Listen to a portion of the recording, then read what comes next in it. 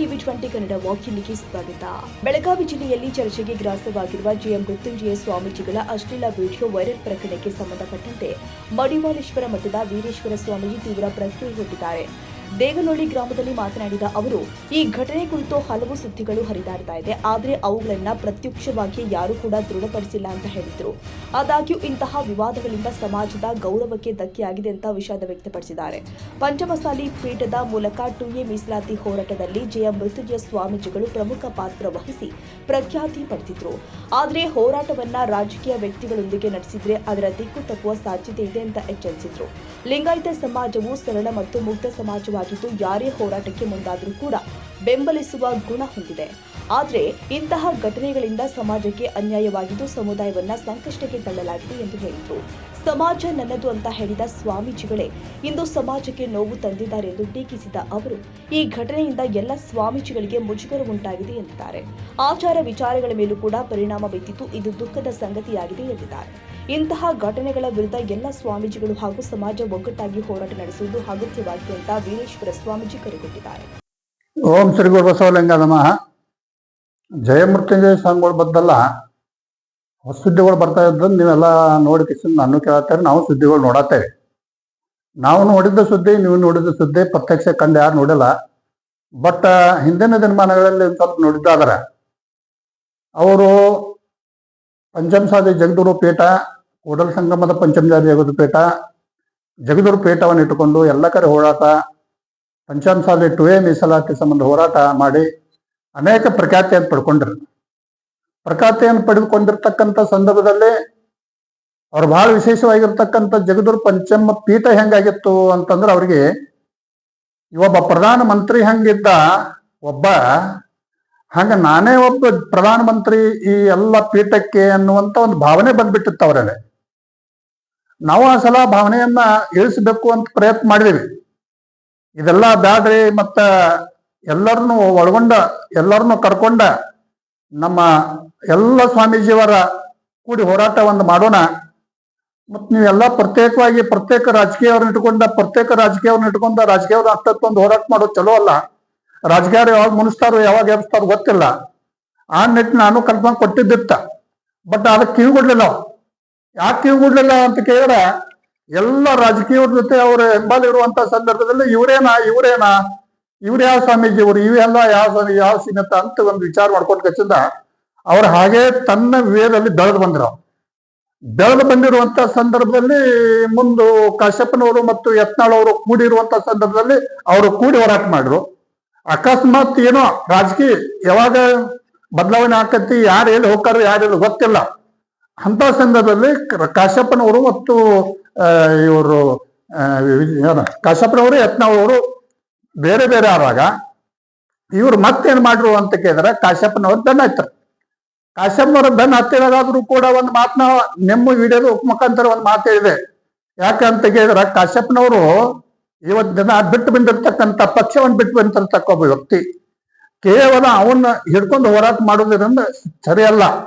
ನೀವೆಲ್ಲರೂ ಇಟ್ಕೊಂಡು ಹೋರಾಟ ಮಾಡ್ರಿ ಅಂತಕ್ಕಂಥ ಅವಾಗೂ ಕೂಡ ನಿಮ್ಮ ಮುಖಾಂತರ ಒಂದು ಹೋರಾಟ ಮಾಡಿ ನಾನು ನಿಮ್ಮ ಮುಖಾಂತರ ಒಂದು ಮಾತು ಮಾತಾಡಿನ. ಆದರೂ ಕೂಡ ಗಣನೆ ಒಳಗೆ ಯಾರು ತೆಗೆದುಕೊಳ್ಳಿಲ್ಲ.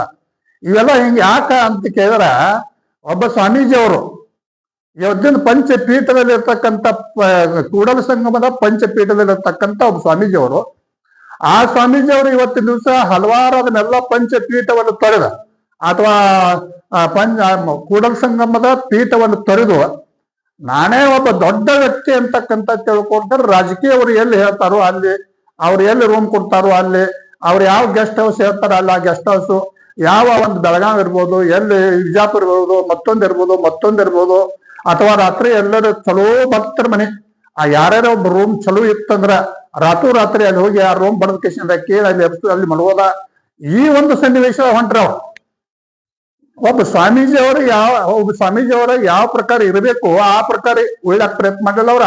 ಒಬ್ಬ ದೊಡ್ಡ ರಾಜಕೀಯ ವ್ಯಕ್ತಿ ಎಲ್ಲಿ ಬೇಕಲ್ಲಿ ನಿಂತು, ಎಲ್ಲಿ ಬೇಕಲ್ಲಿ ಎದ್ದು, ಎಲ್ಲಿ ಬೇಕಲ್ಲಿ ಕೂತು, ಎಲ್ಲಿ ಬೇಕಲ್ಲಿ ಉಂಡು, ಎಲ್ಲಿ ಬೇಕಲ್ಲಿ ತಿಂದು ಅಲ್ಲೇ ಹೋರಾಟ ಮಾಡಿ ಅವ್ರನ್ನೆಲ್ಲ ಕರ್ಕೊಂಡು ಹೋಗುವಂತ ಸಂದರ್ಭದಲ್ಲಿ ಸಮಾಜ ಬೆನ್ನ ಹತ್ತಿತ್ತು. ಮೊದಲೇ ಸಮಾಜ ನಮ್ಮ ಸಮಾಜ ಮುಗ್ಧ ಸಮಾಜದ. ನಮ್ಮ ಸಮಾಜ ಅಂತ ಕೇಳಿದ್ರೆ ಲಿಂಗಾಯತ ಸಮಾಜ ಮುಗ್ಧ ಸಮಾಜ. ಒಬ್ರು ಯಾರ ಅವರಿಗೆ ಜೈ ಪಂಚಮಸಾಲಿ ಅಂತ ಅವ್ರಿಗೆಲ್ಲ ಕೊಟ್ರು, ಅವ್ರಿಗೆ ಸಹಕಾರ ಕೊಟ್ರು.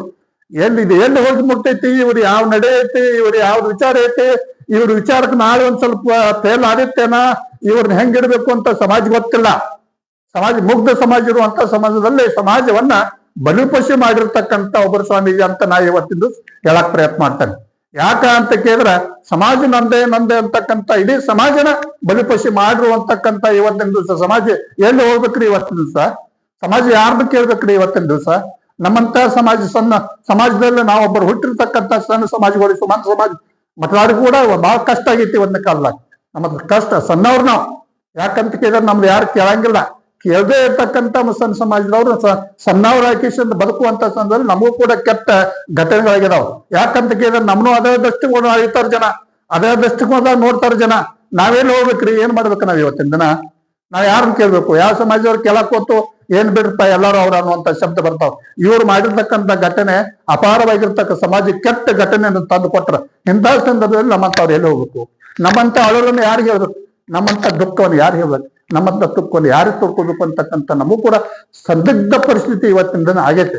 ಈ ಕಾಲಕ್ಕೆ ಇವತ್ತಿನ ದಿವಸ ಯಾರೇ ಏನಾರ ಇವತ್ತಿನ ದಿವಸ ಹೇಳ್ತಾರೋ ಅಂತ ಕೇಳಿದರೆ ಈ ಸಮಾಜದ ಮುಖ್ಯ ಇವತ್ತಿನ ದಿವಸ ಇಂಥ ಒಂದು ಕೆಟ್ಟ ಘಟನೆಯನ್ನು ನೋಡಿಕೆಸಿಂದ ಕೆಟ್ಟ ಘಟನೆ ಇಡೀ ಸಮಾಜಕ್ಕೂ ಕೂಡ ನೋವಾಗ್ತೈತಿ. ಸಮಾಜ ಪಕ್ಷ ನಮ್ಮಂತ ಸ್ವಾಮೀಜಿಯವರು ಬಡ ಸಮಾಜದ ಸ್ವಾಮೀಜಿಯವರು ಕೂಡ ಬಹಳ ನೋವಾಕತಿ. ಯಾಕೆ ನೋವಾಕತಿ ಅಂತ ಕೇಳಿದ್ರೆ ಅವ್ರಿಗೆ ಅಳಿಗಾಡಕ್ಕೆ ಜಾಗಿಲ್ಲ, ಏನ್ ಮಾತಾಡಕ್ ಜಾಗಿಲ್ಲ. ಮಾತಾಡ್ರ ಒಂದ್ ನಮೂನಿ, ಬಿಟ್ರ ಒಂದ್ ನಮೂನಿ.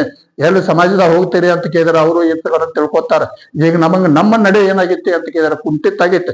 ಯಾರಿಂದ ಅಂತ ಕೇಳಿದ್ರೆ ಇವರಿಂದ ದೊಡ್ಡ ಸ್ವಾಮೀಜಿಯವರ ಇವತ್ತಿನ ನಮ್ಮ ನಡೆ ಕುಂಠಿತಾಗೈತೆ. ನಮ್ಮ ವಿಚಾರಗಳು ಕುಂಠಿತಾಗಿದಾವ, ನಮ್ಮ ಆಚಾರ ವಿಚಾರಗಳು ಕುಂಠಿತಾಗಿದಾವ. ನಮ್ಮ ಇವತ್ತಿನ ದಿವಸ ಯಾರ ಏನ ಮಾಡ್ರಿ ಅಂತ ಕೇಳದೇ ಇರ್ತಕ್ಕಂಥ ಸಂದರ್ಭದಲ್ಲಿ ನಾವೇನಾದ್ರು ಚಲೋ ಬದುಕಬೇಕಾಗಿತ್ತು ಅಂತ ಕೇಳಿದ್ರೆ ಇಂಥವ್ರು ಇವತ್ತು ದಿವಸ ನಮಗೆ ಇಂಥದ್ದು ಮಾಡಿಕೆಸಿ ಇಂಥ ಘಟನೆ ಮಾಡಿ ಅದಕ್ಕಿಂತ ನಮಗೂ ಕೂಡ ದುಃಖ ಐತಿ. ದುಃಖದ ಸನ್ನಿವೇಶ ಇತ್ತಪ್ಪ.